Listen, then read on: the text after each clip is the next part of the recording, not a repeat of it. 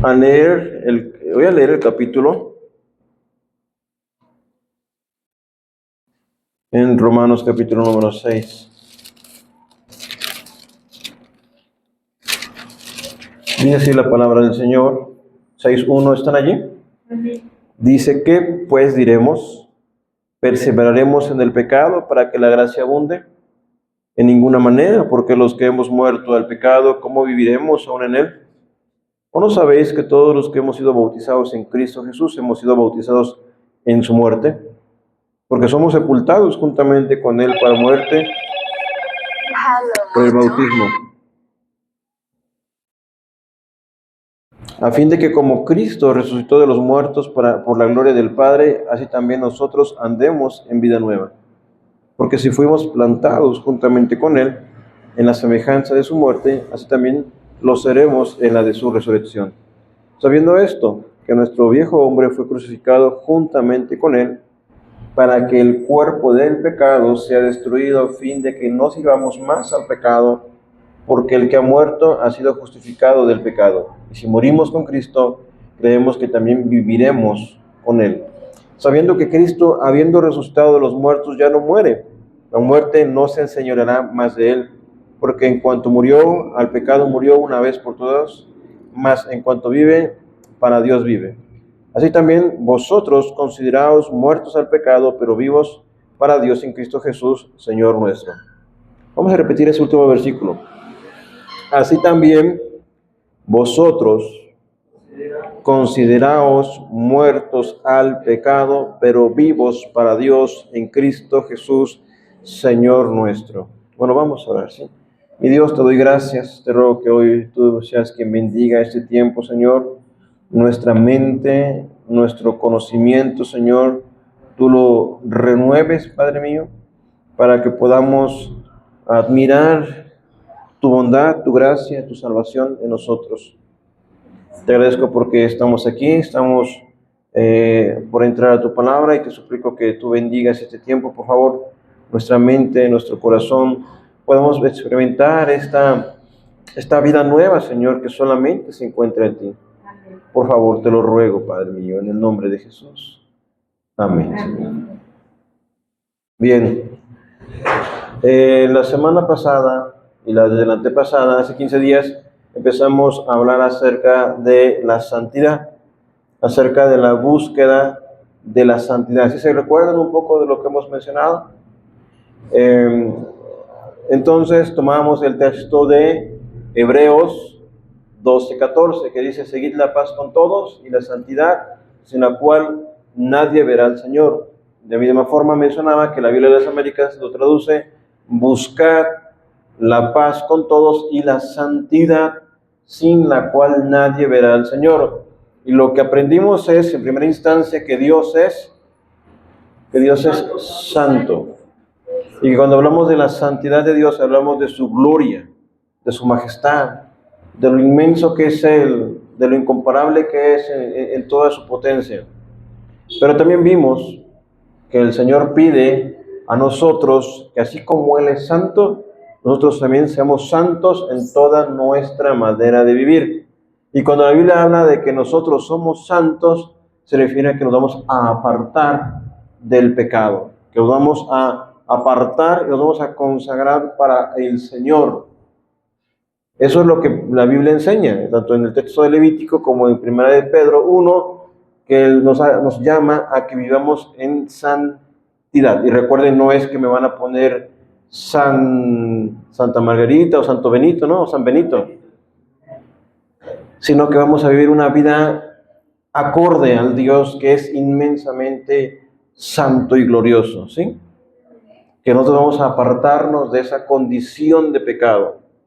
Y la semana pasada veíamos el texto de Hebreos 12:1, donde el texto dice que despojémonos de todo peso y del pecado que nos asedia, de todo peso o pecado, dice la Biblia de las Américas, que nos envuelve, y corramos con paciencia en la carrera, puestos los ojos en Jesús, el autor y consumador de la fe. Es decir, que en la carrera de la vida, en la carrera de la fe, seamos conscientes de que nuestra meta es Cristo y que hay otros que ya han corrido antes que nosotros, que son aquellos hombres y mujeres de Hebreos 11, inclusive todos los hombres y santos cristianos que han vivido en siglos anteriores a los nuestros, que ellos ya acabaron la carrera y que ahora están ahí como espectadores viéndonos, pero no solamente como para entretenerse, sino como para mostrarnos que es posible alcanzar la meta.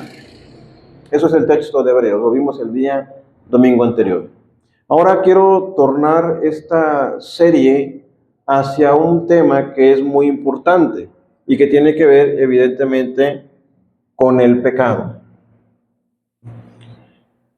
El capítulo 6, del capítulo 6 al capítulo 8, la Biblia va a mencionarnos el tema de la santificación. ¿Alguien sabe lo que es la santificación? Sí, hermano. A ver, hermano, díganos. Antes de la santificación, primero la justificación. Ajá. La justificación es que somos justos delante de Dios por medio de Cristo Jesús. Entonces, la santificación es el proceso de estar en Cristo, el cristiano, hacernos más a la imagen de Cristo Jesús. Muy bien. Y es progresivo. ¿Quieres comentar algo? Bueno, entonces, si la idea es parecernos más a Jesús, evidentemente cuando ustedes piensan acerca de sí mismos o se ven al espejo, como decía el hermano Benito, eso es lo que debiéramos ser, pero no lo somos. Eso es lo que debemos alcanzar, pero ¿qué estamos haciendo para alcanzarlo? Y en ese caminar de ser más como Jesús, pues sí requiere nuestra responsabilidad y nuestro esfuerzo, pero no estamos solos. Porque si se tratara solamente de lo que yo tengo que hacer, entonces estaríamos hablando de estar otra vez en la ley. Es decir, en el Antiguo Testamento, los hombres, las mujeres, el pueblo de Dios, ellos recibieron de parte de Dios una ley. Y esa ley ellos tenían que cumplirla. Así como hoy día las leyes están para cumplirse, ¿o que no? La ley está para poder someternos, alinearnos a ella. Las leyes de tránsito existen para que nosotros podamos respetarla y vivir en comunidad. Lo mismo cualquier otro tipo de ley. En el caso de la ley de Israel o de la nación de Israel o de Dios hacia la nación de Israel, ellos eran un pueblo que Dios al principio le dio 10 mandamientos. ¿Se acuerdan de ellos? En Éxodo 20. No tendrás dioses ajenos delante de mí, no te postrarás a ellos, no te harás imagen de ellos, no adorarás nada de lo que está en los cielos, ni en la tierra, ni debajo de la tierra. Todo eso el Señor lo mandó. El Señor mandó que guardáramos el día de reposo. El Señor mandó perdón a los judíos, que guardaran el día de reposo. Les mandó que, por ejemplo, no codiciaran, no envidiaran lo que el prójimo tenía, que no mataran. Entonces son 10 mandamientos. Los primeros 5 mandamientos tienen que ver con Dios mismo y los otros 5 mandamientos con cómo nos relacionamos con las personas, con la gente. Pero el pueblo de Israel era un pueblo que nosotros lo hemos mencionado, era un pueblo que era rebelde, duro de corazón y que constantemente infringía y pecaba contra Dios. Entonces Dios les ponía más leyes, ellos volvían a pecar y Dios les daba más leyes, ellos volvían a pecar y ellos les daban más leyes. Inclusive eso ocurre hoy día.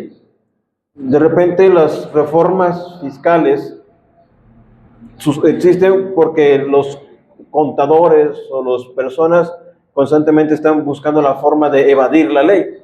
Y cada vez debe haber reformas o ampliación de las leyes porque hay cosas que no están vislumbradas. Por ejemplo, miren, ustedes saben que nosotros como personas que tenemos algún negocio tenemos que pagar impuestos. ¿Se lo saben? Sí. Tenemos que darnos de alta en Hacienda. Nuestra responsabilidad ciudadana como gente que está produciendo, ¿no? Somos personas físicas. Pero surgieron problemas porque ¿qué pasaba con las que vendían en línea? Los famosos, ¿cómo se llaman? Los chains y los temus que generaban ingresos y era dinero que salía de aquí, ¿no? Entonces, por eso de repente hay que hacer reformas fiscales. ¿Qué pasaba con las, cómo les dicen a las mujeres, a las nenis? A las que, no, esas son las nenis. Los ninis son los que no hacen nada. Las ninis sí hacen algo, venden por internet. Entonces, como están generando un ingreso, hay un comercio ahí y no están tributando. Entonces tiene que haber reformas a la ley para que puedan entonces el gobierno captar esos recursos, ¿no? Que en cierta manera es lícito totalmente, porque la principal fuente de ingreso de una nación viene de los impuestos. Bueno, eso es solamente un ejemplo para que ustedes noten que la ley existe para poder regular. ¿Sí me entienden? Que la ley en sí misma no es mala. Que la ley en sí misma, en la historia de Israel, servía como un termómetro. ¿Saben cómo es un termómetro? Si de repente su niño tiene calentura, ustedes van y le ponen el termómetro al niño, ¿no? A veces en la boca, a veces abajo de su brazo.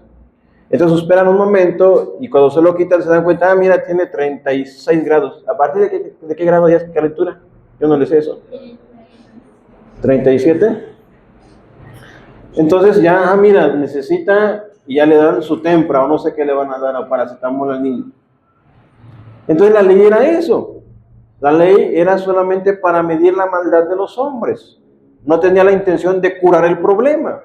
Él no había dicho, la ley no puede hacerlo.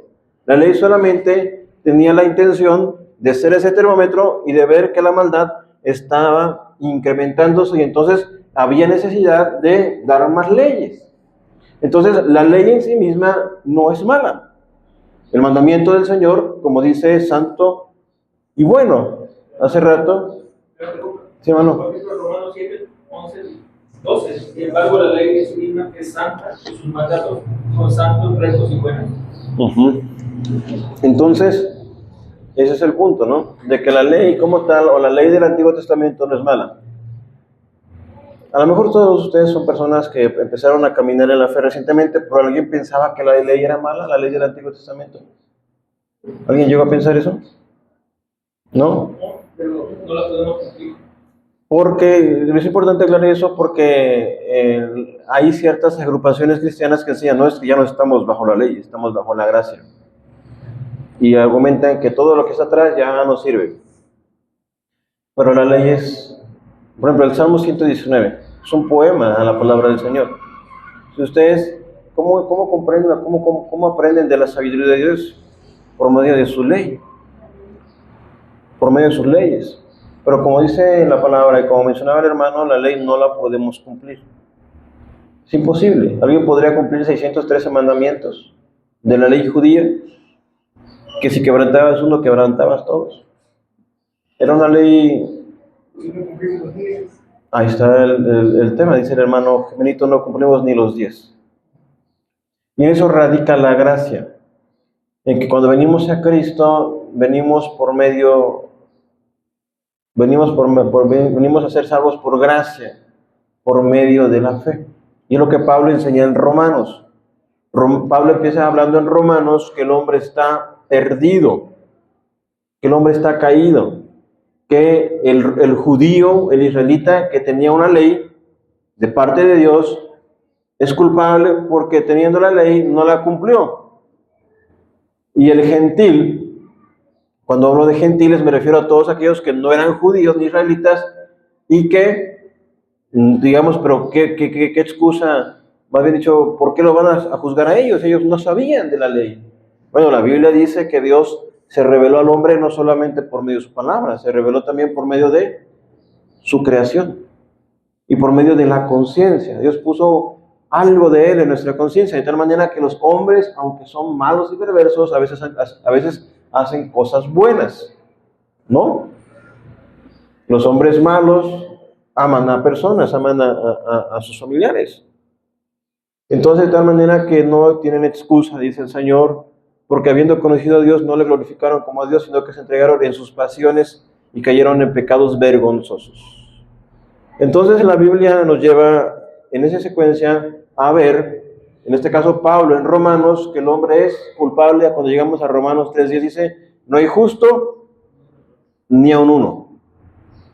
Aunque ustedes vean a su abuelita, que es bien buena gente, bien bondadosa, bien amable, ay, mi abuelita es un pan de Dios, se va a ir al cielo. No, ¿verdad? porque estaríamos basando su salvación en base a sus buenas obras. A veces las personas dicen, allá está en el cielo, por ejemplo, se murió Silvia Pinal, allá está con Pedro Infante, está con todas las estrellas del cine de oro mexicano. ¿Ustedes creen eso, hermano? Porque ellos vivieron una vida de pecado. Y del pecado, el único que nos puede librar es Cristo. A menos que ellos hayan venido a la fe en el Señor, no hay otra opción. Y esto es chocante para muchas personas, porque el Evangelio de Cristo y el cristianismo así es exclusivo. No da lugar a que haya otra opción. No es que todos los caminos llevan a Dios. Todas las religiones son iguales. Todo es bueno. Yo concibo a Dios de esta manera y tú lo concibes de esta manera, pero es que no es como tú lo concibas o como yo lo conciba, sino es como la Biblia enseña que debe ser adorado y glorificado el Señor. Entonces, en la palabra, Pablo nos muestra que nosotros venimos a la esperanza de la salvación por medio de Jesucristo. Si ustedes buscan en Romanos 3:21, inclusive en Romanos 3:10, dice así: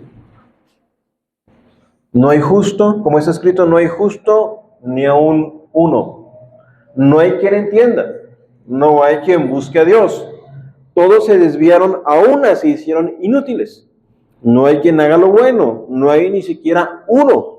Sepulcro abierto su garganta, con su lengua engañan, veneno de aspid hay debajo de sus labios, su boca está llena de maldición y de amargura, sus pies se apresuran para derramar sangre, quebranto y desventura hay en sus caminos, y no conocieron camino de paz. No hay temor de Dios delante de sus ojos. Pero sabemos que todo lo que la ley dice, lo dice a los que están bajo la ley, para que toda boca se cierre y todo el mundo quede bajo el juicio de Dios. Ya que por las obras de la ley, ningún ser humano será justificado delante de él, porque por medio de la ley es el conocimiento del pecado. Lo que está diciendo Pablo es que cuando la ley apareció, dio lugar a más pecado. Es lo que les mencionaba hace rato, ¿no? Las personas buscan cómo quebrantar la ley y buscan vías de escape. Y entonces el mismo mandamiento que era para juicio o para justicia vino a abundar en más pecado, que es la tendencia del hombre, a ir a buscar la forma en la cual quebrante la ley.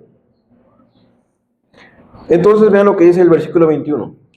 Pero ahora, aparte de la ley, se ha manifestado la justicia de Dios, testificada por la misma ley y por los profetas. Oigan esto, la justicia de Dios por medio de la fe en Jesucristo, para todos los que creen en Él, porque no hay diferencia. Es decir, aquellos que pretendían alcanzar la salvación o la vida eterna o la justicia por medio de la ley no lo pudieron hacer, porque es imposible. Como dice el hermano Benito, ni 10 podemos cumplir. 613 mandamientos que ni sabemos cuáles son, menos. Pero Dios ha provisto otro medio de proveer justicia o justificación. La justicia de Dios por medio de la fe en Jesucristo, para todos los que creen en Él, porque no hay diferencia. Entonces quiere decir que para yo poder ser justo o justificado, ya entendí que no puedo hacerlo por mis buenas obras, es imposible, tengo que venir a quien sí lo hizo, y ese es Jesús. Es Jesús el único hombre santo y sin pecado, que no solamente es hombre, sino que es Dios hecho hombre, y que en esa condición humana vivió una obediencia perfecta, y en la cual Él entregó su vida en propiciación o en rescate por mi pecado. Recuerden lo que hemos visto de Isaías 53, dice que Él fue llevado como oveja al matadero, y que Él murió llevando el castigo de nuestra paz. Por eso es que llamamos a la gente a creer en Jesús, porque la única forma en la cual somos justificados es por medio de Jesús. Ahora, yo quiero que vayamos aclarando las cosas, que no se confundan, tampoco yendo más rápido. ¿Sí me entienden cuando yo hablo de la justificación? Cuando ustedes no iban a la escuela, y eso ya se los he mencionado varias veces, el maestro les ponía tacha y no les aceptaba el trabajo. ¿Por qué? Porque faltaron. ¿O sí o no, maestra? No, es que eran los maestros, ahora no digo la hermana, pero ya no son como antes, ¿verdad? Eran duros. Pero nos decían, tráenos un justificante. Entonces tú ibas con tu papá, papá, mamá, no me quieren recibir el trabajo, ve por favor, porque dicen que no. Entonces iba la mamá, es que mire, se enfermó mi niño ese día y aquí está la receta. Y entonces, mire, vaya allá a la prefectura y allá le van a dar un justificante y de ahí me lo trae a mí. Y entonces la maestra o el maestro recibía la justificación de la falta del niño y entonces el niño ya tenía el derecho a poder tener una calificación de su trabajo que entregaba. Es lo mismo. Todos nosotros, cada uno de nosotros estamos muertos en nuestros delitos y pecados. Estamos perdidos, estamos fritos. Nos merecemos la condenación. Somos dignos de muerte. Pero, cuando yo vengo a Cristo, cuando yo clamo a Él como mi Dios, como mi Salvador, creo en Él, que Él es el que murió, fue sepultado y resucitó, creo en sus obras, creo en Él como el Cristo, como el Mesías, entonces su justicia me es imputada a mí. Él me justifica a mí. Y cuando yo me presente delante del Padre, yo a rendir cuentas, Él me va a decir, hiciste lo peor que pudiste haber hecho, fuiste el peor de los pecadores, ofendiste a tu mujer, no creaste a tus hijos. Pero hubo un momento en tu vida donde creíste en mi Hijo, donde entregaste tu vida en Jesús. Y su justicia es la que te justifica a ti. Es decir, es por la justicia de Cristo, no por la suya de ustedes. La de ustedes. Es la justicia de Cristo la que nos justifica. No es por lo que yo haga, no es por mis buenas obras, como enseñan todas las demás religiones, es por la justicia de Cristo, que me es dada a mí, porque como dice aquí, la justicia de Dios por medio de la fe en Jesucristo, para todos los que creen en Él, porque no hay diferencia, por cuanto todos pecaron y están destituidos de la gloria de Dios. Todos nosotros estamos destituidos de la gloria de Dios. ¿Sí saben lo que es destituir? ¿Destituir? Sacarlo fuera, estás fuera. Lo desecharon. Por cuanto todos pecaron, están destituidos de la gloria de Dios, siendo justificados. Oigan esto, ¿están ahí en su Biblia? Dice, gratuitamente por su gracia, mediante la redención que es en Cristo Jesús. El rescate por sus almas, para que no perezcan en el infierno, es la misma obra que Cristo culminó en la cruz.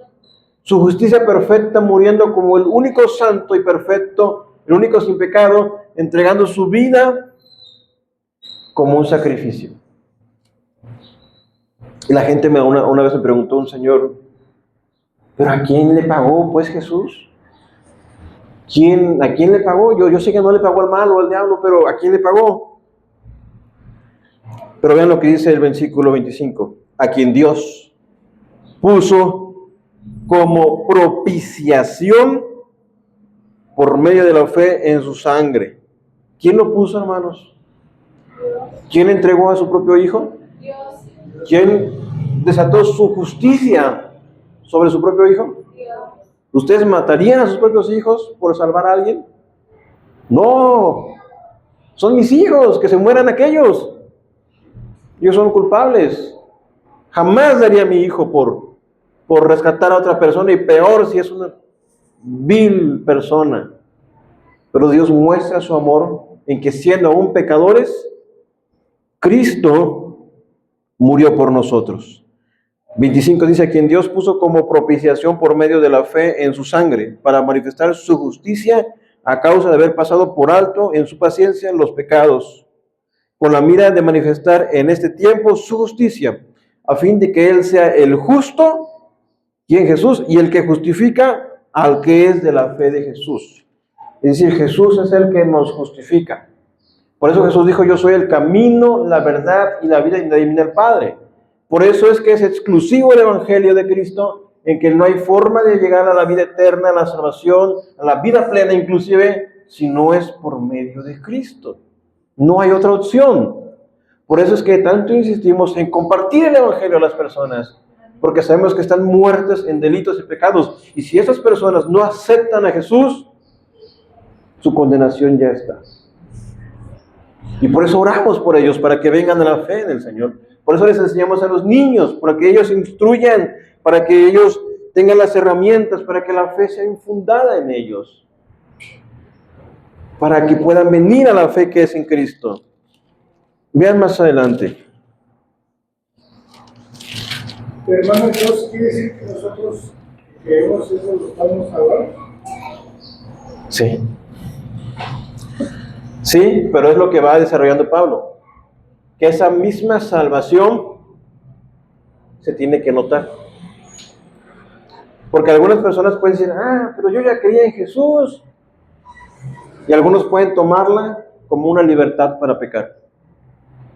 Yo ya creí, yo creo en Jesús. Hermanos, si ustedes hacemos una encuesta, vamos ahorita, nos dividimos por equipos con una encuesta y le decimos a la gente, señora, ¿usted cree en Jesús? La mayor parte de la gente le va a decir, sí. Pero no viven en base al llamado que Jesús les ha hecho.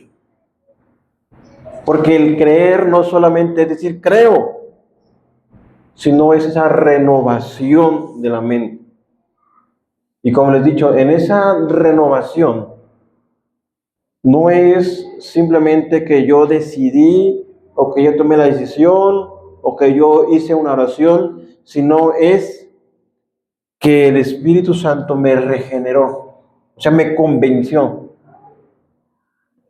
Cuando hablamos del arrepentimiento, hablamos de una transformación de vida. Hay mucha gente que está yendo a las iglesias, o que pertenece a una iglesia, o que es líder de una iglesia, o que predica, pero que vive con alcoholismo, que vive adulterando, que vive abusando de la gente, que vive haciendo lo peor que pueden imaginarse en la vida. Pero ellos dicen que creen en Jesús.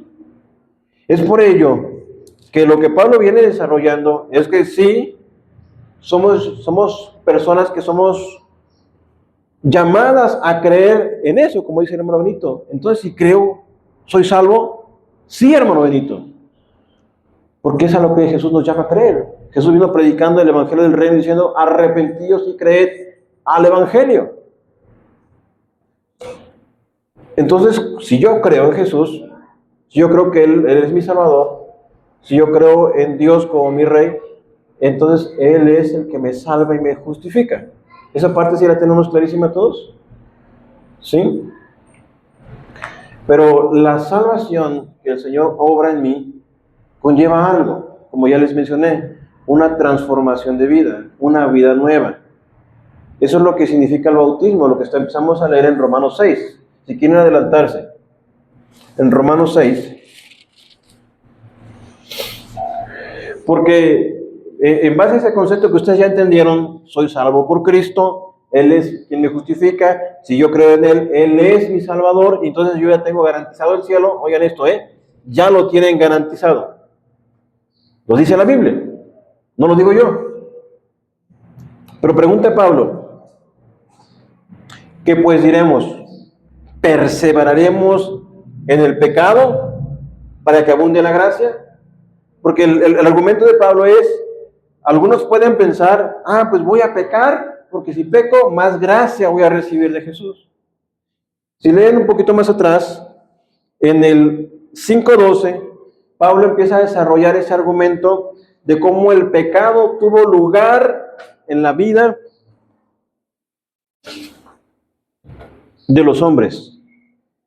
El pecado dice, por tanto, como el pecado entró en el mundo por un hombre, Y por el pecado de la muerte, así la muerte pasó a todos los hombres, por cuanto todos pecaron.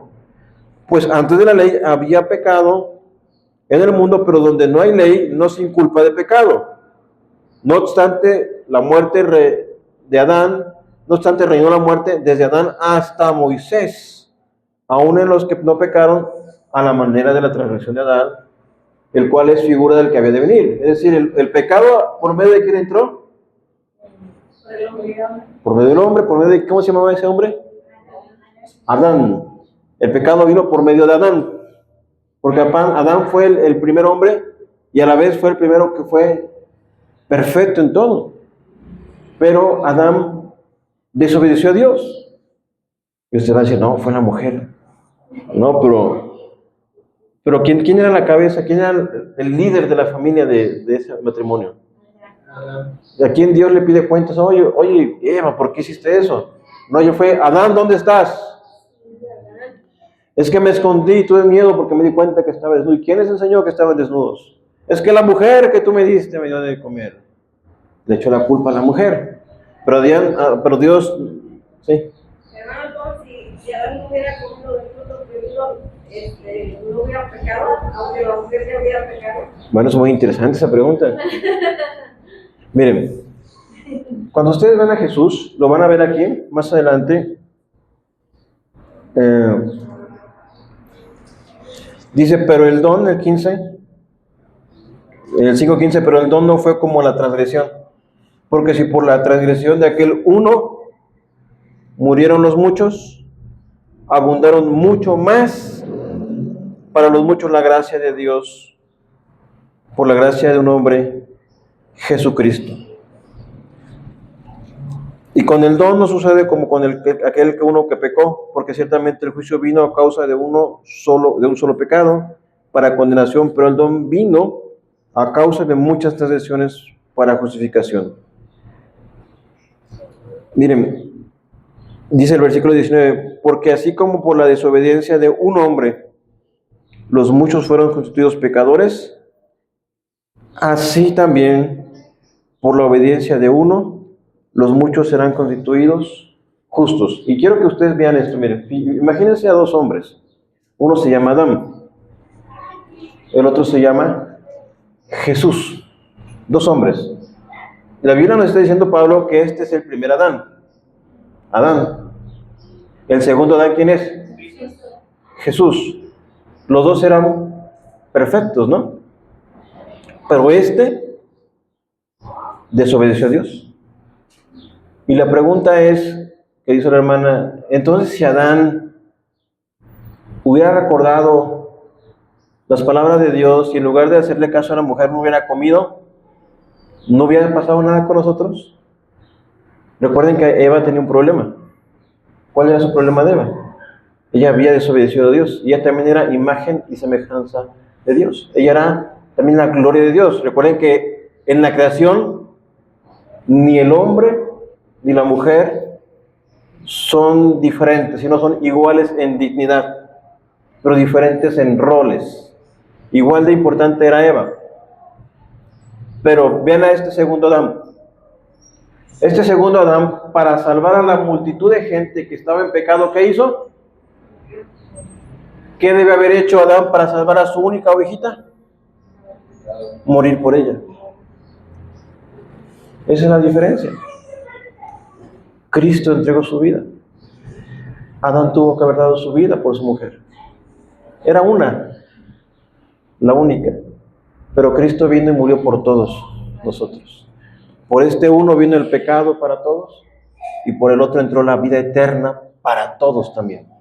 Y conforme a la Biblia, por ejemplo, entra lo que el hombre se uniera a su mujer, por eso no solo. Sí, Adán fueron sus palabras. Adán, inclusive el nombre de Adán significa humanidad. Cuando Dios le trae a su mujer, él no le dice, será Eva. Eva vino después. Cuando él le dijo, serás madre de, Eva significa madre de la humanidad, ¿no? Pero él dice, esta será llamada varona, porque del varón fue tomada. Y se unirá el hombre a su padre, dejará al hombre a su padre y a su madre. Se unirá a su mujer y entonces los dos serán una sola carne. Ya no son dos, sino uno. Y hermanos, miren, eso es algo increíble, porque Cristo, con ustedes, que son la iglesia, en la Biblia habla acerca de que Él es el esposo de la iglesia, y que la iglesia es la esposa. ¿Sí lo han leído? Muy bien. Ahora, este matrimonio refleja, o debe reflejar, la gloria de Dios por medio de su matrimonio. Y su matrimonio de ustedes debe ser igual. Es mi hermano Octavio con su esposa Markel. El llamado de ellos, de parte de Dios, es que obviamente vengan a la fe en Cristo, conozcan al Señor, pero que su matrimonio refleje la gloria de Dios. Porque es una figura, y eso lo dice Efesios capítulo número 5, 20. Y Pablo termina diciendo, esto es un misterio. Pero yo no digo esto respecto del matrimonio, sino de Cristo y su iglesia. Entonces, por eso de ahí la importancia de que las personas no se casen con cualquiera. Estamos hablando de personas cristianas. Porque la persona que no es creyente no va a entender esto. Porque para él le son locura, dice la Biblia. Para él es insensatez. Pero eso debe esperar los jóvenes, o las jóvenes, bueno, las jóvenes están aquí. Créanme que hay varones, hay buenos hombres. Ustedes son buenos. Sí, hay buenos hombres, hermanos. Como dicen, no se unirás en yugo desigual. Así es, y hay buenas mujeres. El unirse en yugo desigual es cuando las personas, una mujer o un hombre cristiano, que conoce al Señor, que teme a Dios, decide casarse con una persona que no conoce a Dios. Él te va a decir, yo te respeto, tú respetas mi religión, pero nada más tienes el principio. Vienen luchas, hermanos, vienen luchas. Y si dijera Pablo, yo quiero ahorrárselas. Pero créanme que sean pacientes, no se apresuren, jóvenes o a veces hermanos, hermanas solteros, no se apresuren. Sean pacientes. Hay recompensa de parte de Dios. Tengo ahí un amiguito que dice, no, es que ya se me fue, ya estoy ya grande. Les digo, pero... Bueno, pero el punto, regresando acá al pecado, para que ustedes vayan entendiendo, lo que Pablo nos viene desarrollando es que entendamos claramente cómo es la salvación. Y que evidentemente, miren, este versículo 5:19 dice, porque así como por la desobediencia de un hombre, los muchos fueron constituidos pecadores, así también por la obediencia de uno, los muchos serán constituidos justos. Pero la ley se introdujo para que el pecado abundase.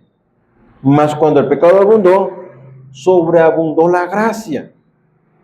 Para que así como el pecado reinó para muerte, así también la gracia reine para la justicia, para vida eterna, mediante Jesucristo Señor nuestro. Entonces, el punto de Pablo es que entre más pecado hubo, más gracia hubo. ¿Sí? Pero la pregunta que hace Pablo es esta. Entonces, ¿qué pues diremos?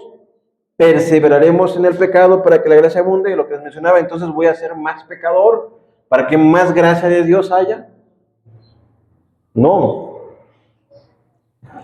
Dice Pablo y responde, en ninguna manera, porque los que hemos, oigan esto, muerto al pecado, hermanos, cuando ustedes vienen a la vida nueva en Cristo, o cuando, como dice el hermano Benito, creemos en Jesús, por consecuencia, yo ya he muerto al pecado. Cuando nosotros venimos a la fe en Cristo y confesamos que Jesús es nuestro Dios, por eso no es que simplemente es, confiésalo. No, es que debe venir una convicción interna, una seguridad, una forma en la que uno dice, prácticamente es un milagro, hermanos. Un milagro, recuerden, es algo instantáneo, algo que es sobrenatural, y que ocurre de una forma sorpresiva. Esa transformación de vida que ese hombre estaba viviendo, de una vida en pecado, y que ahora ha muerto ese pecado. Por eso dice Pablo, ¿qué pues diremos? ¿Perseveraremos en el pecado para que la gracia abunde? Él dice, en ninguna manera, porque los que hemos muerto el pecado. Ahora, si ustedes, hermanos, han creído en Jesús, si ustedes son cristianos, O como dijera el hermano, y como dice la Biblia, si ustedes están en Cristo, ustedes están muertos al pecado también. El pecado no debe reinar en ustedes. El pecado debe de desarraigarse de ustedes. Y luego dice Pablo, en ninguna manera, porque los que hemos muerto al pecado, y pregunta, ¿cómo viviremos aún en él? Así que el que era adúltero y viene a Cristo, abandona el adulterio. Como aquel que era alcohólico, abandona el alcohol. Y hermanos, entiendan, a algunas personas puede ser de inmediato, sí, rapidísimo, pero a algunos puede ser un proceso de ir comprendiendo las enseñanzas, la palabra del Señor. Alguien puede hacer un milagro increíble. ¿Saben en qué va a diferenciarse mucho? Sí, en el Espíritu Santo, pero también en el, ¿cómo decirlo? Entre más nos expongamos a la palabra. Dice la palabra que viene, la fe viene por el oír, y el oír la palabra de Dios. Ajá. Y es que de eso van a tratar los capítulos siguientes. El capítulo 6 trata de que nosotros no debemos de vivir en el pecado porque Dios somos libres del pecado. El pecado no reina en nosotros. Pero el capítulo 7 Pablo nos dice, oye, pero yo sigo batallando con este pecado. Yo no he podido vencer este pecado. Miren, cuando yo conocí al Señor, en mi época, aquellas épocas estaban de música, la música esta ¿de quién? No, los de Rey, no sé si se acuerdan de esos, ¿no? O los de la Sin Bandera, cosas así. O Rey, no me acuerdo. Cuando yo me convertí, para mí no me costó trabajo dejar de escuchar música que no glorificaba a Dios. Ya les dije, no es que les diga a la iglesia, ay, no pueden escuchar esa música. Ustedes deben ser sensatos. Si ustedes son creyentes, yo debo de pensar, bueno, esta música no glorifica a Dios. Esta música me incita o a la depresión, o a la tristeza, o a acordarme de mi amor pasado, o a la depresión. Y eso no glorifica a Dios. Entonces, para mí no fue ningún problema dejar la música.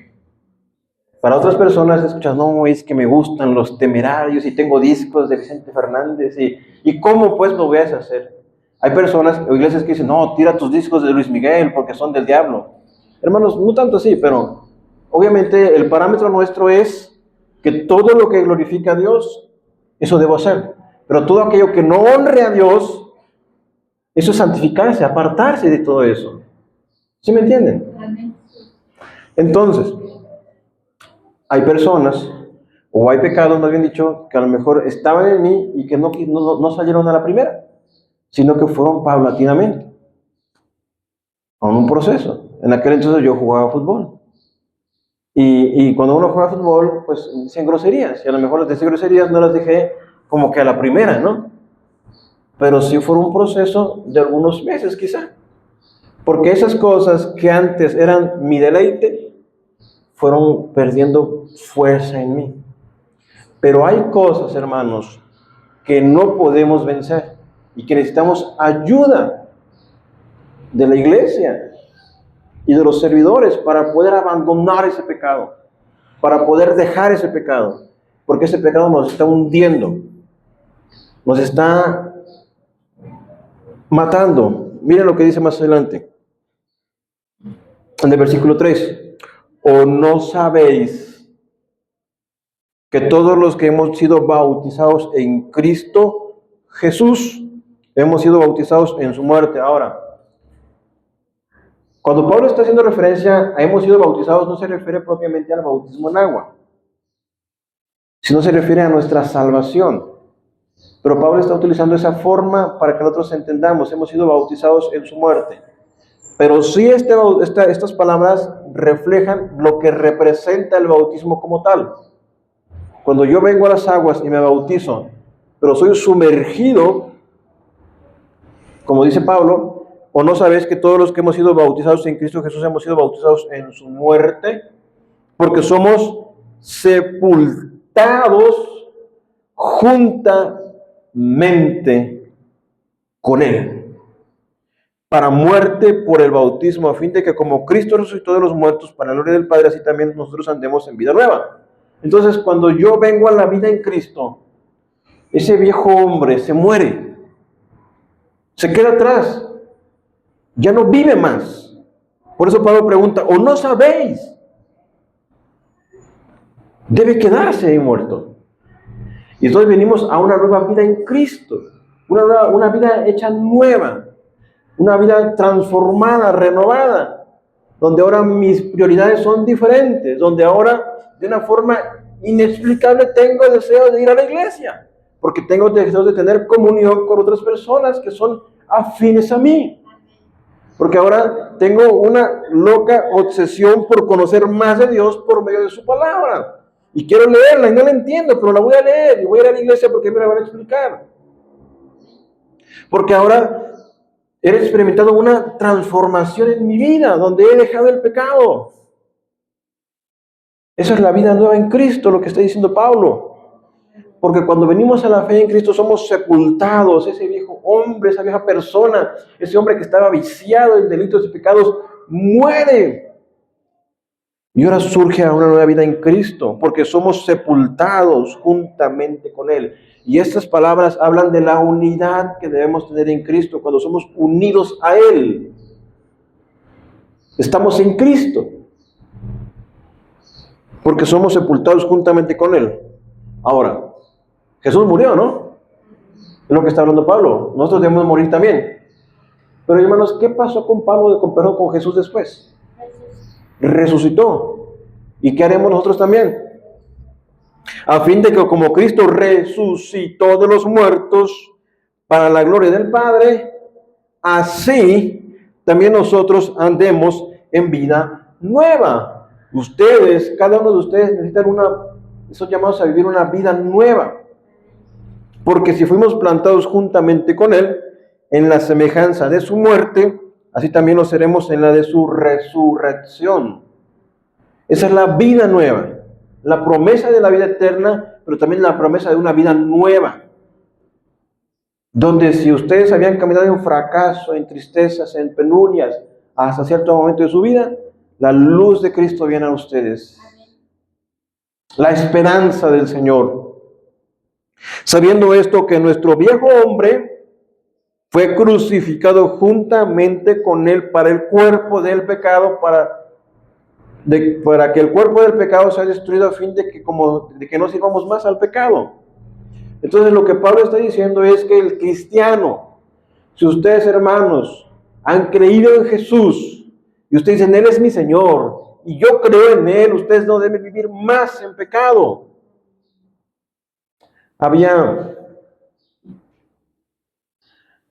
Cuando fue la Segunda Guerra Mundial, hubo varios frentes. Uno de ellos fue Estados Unidos contra los japoneses. ¿Sí sabían eso? Y entonces algunos japoneses se internaron a la selva. Inclusive como 10 años después, ellos seguían pensando que seguían en guerra. Ellos no sabían que ya la guerra se había acabado, como 10 años atrás. Ellos no sabían que ya no tenían que combatir. Ellos seguían con esa expectación de la guerra. Así como los afroamericanos, los negros pues de Estados Unidos, que fueron llevados a esclavos de África a los Estados Unidos. Y cuando se dio la ley que abrogaba o que eliminaba la esclavitud, y después de la guerra civil estadounidense que tuvo como victoria los estados del norte y por ende que la libertad era para todos los negros, ellos se sentían como esclavos todavía, no sabían ser libres. Y es lo mismo, a veces nosotros podemos ser cristianos, saber que tenemos vida nueva, pero seguimos viviendo oprimidos por el pecado, es decir, practicando el pecado. Seguimos en ese tipo de cosas. Por eso es que vemos que en la Biblia dice que las hechicerías son pecado también. Consultar a los brujos, tener amuletos, confiar en otra cosa que no sea Dios.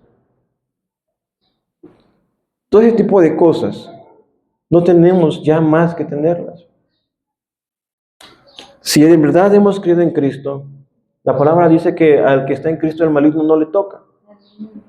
La palabra dice que estamos completos en Él. Dice, sabiendo esto, que nuestro viejo hombre fue crucificado juntamente con Él, para que el cuerpo del pecado sea destruido, a fin de que no sirvamos más al pecado, porque Él ha muerto.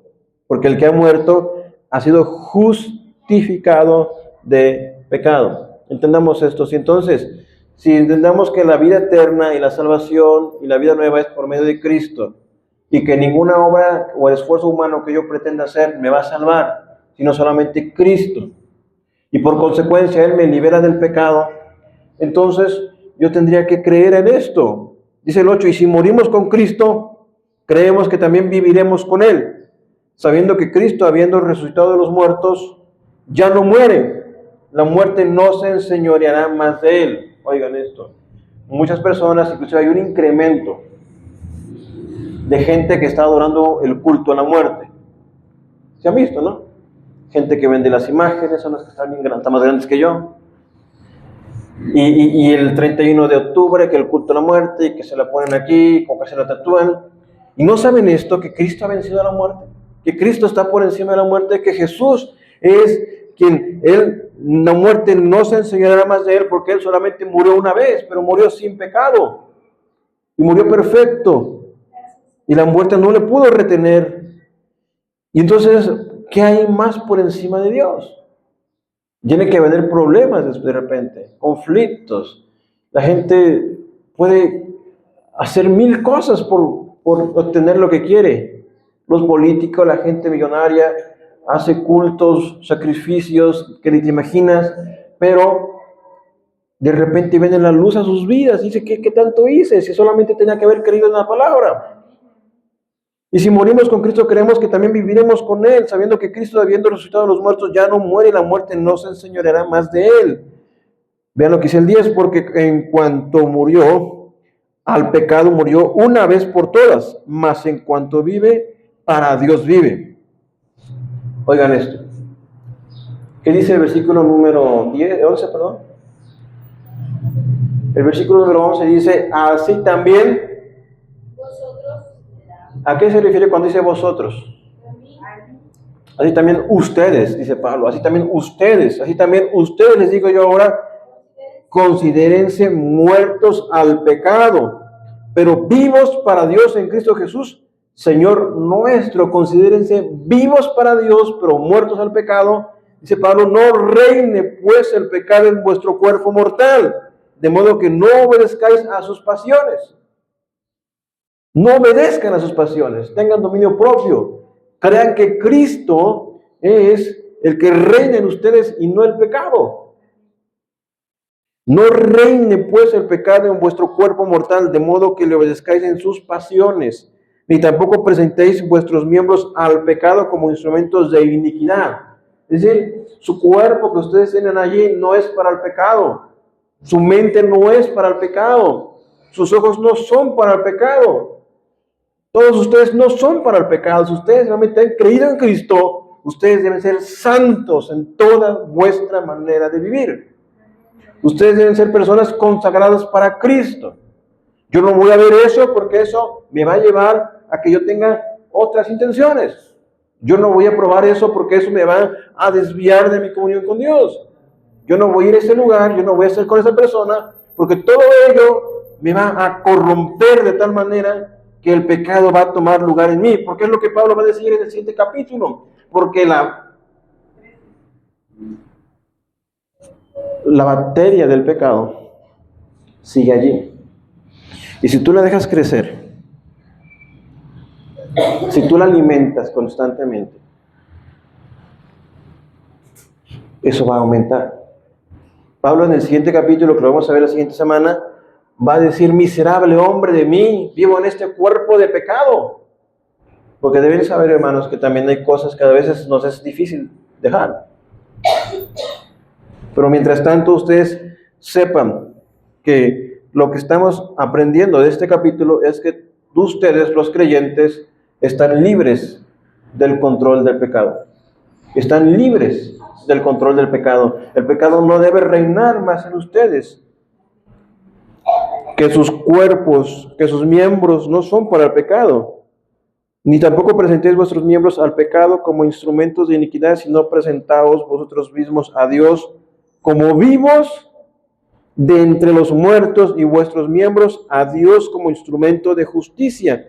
Porque el pecado no se enseñoreará de vosotros, pues no estáis bajo la ley, estáis bajo la gracia. No estáis sometidos a guardar todos esos mandamientos, que jamás los ibas a poder guardar ni cumplir. Estáis en la gracia de Cristo, que es la que te reviste de Cristo mismo y te da la justicia que es solamente por Él. Esa es la simpleza del Evangelio. Y es también la majestad del Evangelio, en donde no se trata de cuánto ustedes hagan, sino de creer en Cristo y lo que Él ya hizo en la cruz y de creer que son libres del pecado. Que pues, dice Pablo otra vez, pecaremos porque no estamos bajo la ley, sino bajo la gracia. ¿A qué se refiere Pablo? Que no necesito que me estén diciendo, esto está mal, esto no lo hagas, esto no está bien. Sino que si yo he nacido de nuevo y he creído en Cristo, yo en mi nueva naturaleza debo de servir a Dios y apartarme del pecado. ¿Sí?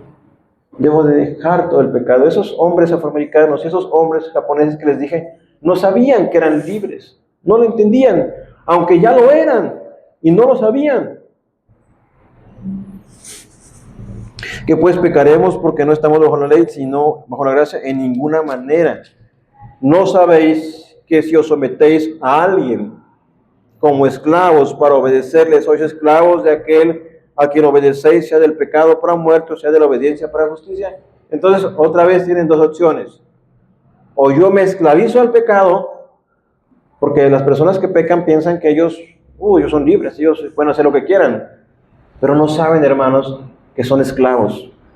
No saben que están dominados. No saben que no son libres, que están sometidos.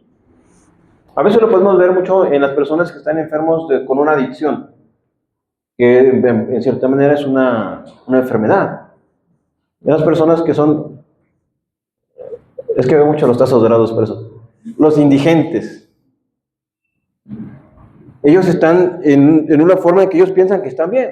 Están todos greñudos, todos olorosos, todos con ropas, están drogados todavía, y dicen, no, yo estoy bien, yo no necesito nada, yo estoy bien. Yo vivo bien en la calle, yo vivo bien en la alcantarilla, yo vivo bien así. Pero está esclavizado y no lo sabe. Así también nosotros en el pecado que tenemos o que practicamos o que está en nosotros estamos siendo esclavos, no lo sabemos.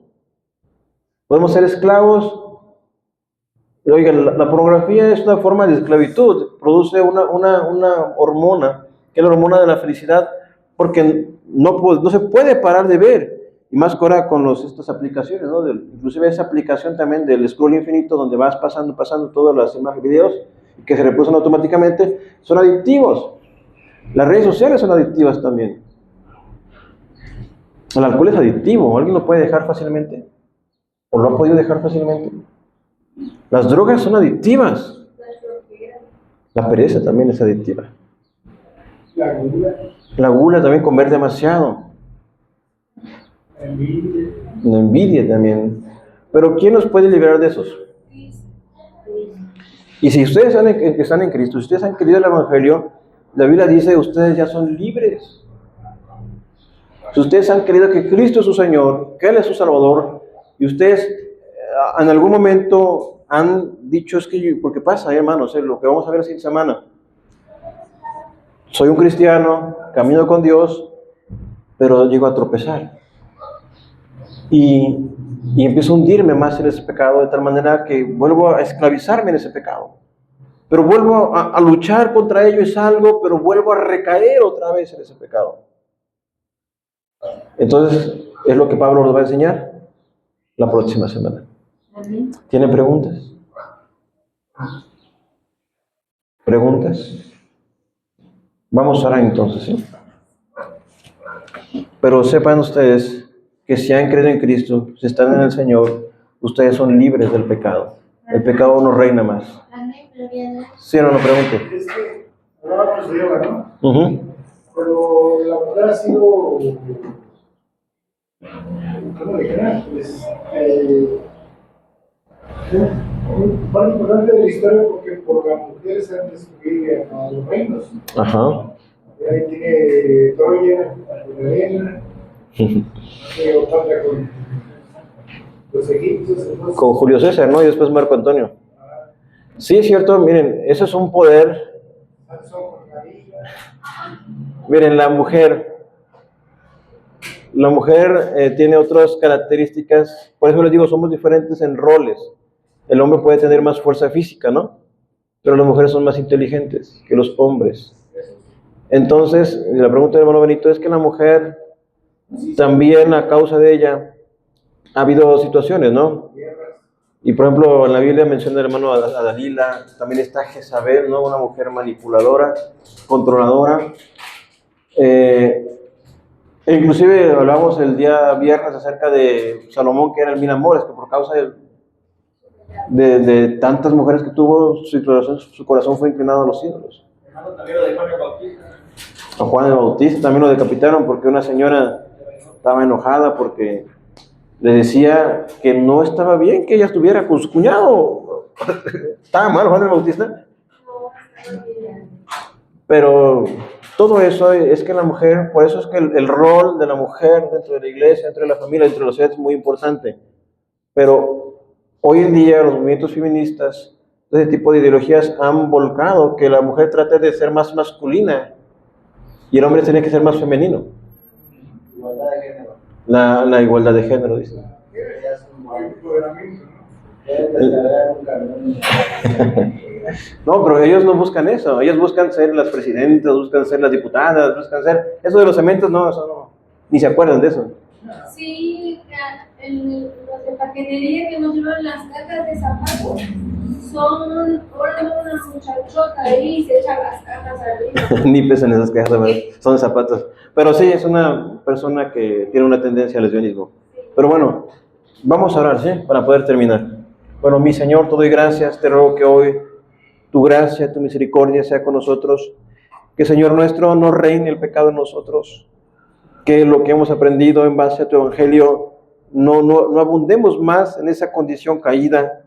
Padre, tú nos has hecho libres por medio de la sangre de Cristo. Tenemos victoria por medio de Jesús. Somos salvos por gracia, por medio de la fe, y esto no de nosotros, pues es un don de Dios. Padre mío, por favor, a los que estuvimos aquí, bendícenos, Dios nuestro, con tu santa palabra. Ayúdanos a comprender, tu Espíritu Santo renueve, transforme, vivifique de tal manera que no abunde más el pecado. Si alguno de nosotros, más bien seguramente nosotros estamos en eso, por favor, haznos entender, Señor nuestro, que tenemos que dejar el pecado, abandonar el pecado, no andar más en esa condición. Señor, tú nos has hecho libres por la muerte. Somos uno en Jesús. Cristo es nuestro Salvador. Por favor, Señor, todos nosotros abandonemos el chisme, la murmuración, el alcohol, las drogas, la pornografía, el adulterio, las mentiras, los chismes. Todo eso que no es, Dios mío, acorde a tu voluntad. Inclusive a cosas que ni me imagino o nos imaginamos hoy. Por favor, Señor, haz que vengamos en esa convicción de arrepentirnos y volvernos a ti de toda nuestra mente, alma y corazón. Y lo bueno que hay en nosotros, lo justo que hay en nosotros, no es en nosotros, es tuyo, mi Señor. La justicia que practicamos es la gracia que has puesto en nosotros, mi Señor. Por favor, Padre, hoy ruego que tú edifiques esta iglesia, que la transformes y la renueves de tal manera que cada uno de nosotros seamos cristianos, seamos creyentes, cada uno de nosotros estemos en Cristo. Te lo pido, mi Señor, en el nombre de Jesús. Amén.